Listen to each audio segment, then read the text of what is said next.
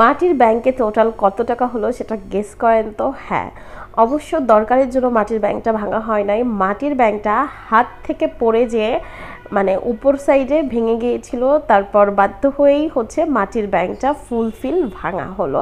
তো মাটির ব্যাংকটা কিভাবে ভাঙলো, ওই যে মুখের কাছে আর কি ভাঙছে, তো ওইভাবে তো আর রাখা যায় না। দেন হচ্ছে আমরা সবাই মিলে মাটির ব্যাংক থেকে টাকা বের করা শুরু করলাম। এখানে যেমন কয়েল আছে তেমনি কিন্তু নোটও আছে, 20 টাকা থেকে শুরু করে 10 টাকা, 100 টাকা, 200 টাকা, যেগুলো দেখতে পাচ্তেছেন আর কি।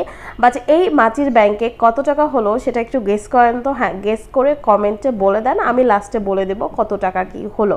তো আমি এইখানে একটা ভিডিও করতেছি আর আমাদের সবাইকে ভাইয়া জিজ্ঞেস করতেছে বলো তো কত টাকা হলো, মানে অনুমান করতে বলতেছে।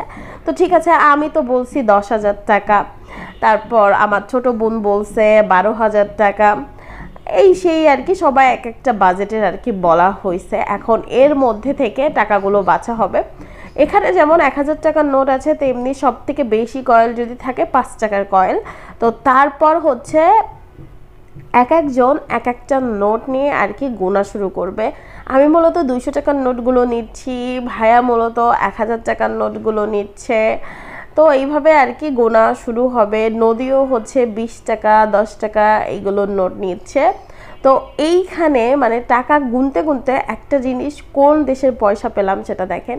এটা হচ্ছে 50 পয়সা আর কি, 50 রুপির একটা 50 রুপি না, 50 পয়সার রুপির আর কি একটা কয়েল পেলাম, যেটা হচ্ছে ইন্ডিয়ান। তো ব্যাংক ভেঙে হচ্ছে ইন্ডিয়ান রুপি পাইলাম। যাই হোক, তো এইখানে হচ্ছে গোনা গাথা হচ্ছে, সর্বনিম্ন হচ্ছে 14,000 টাকা হয়েছে।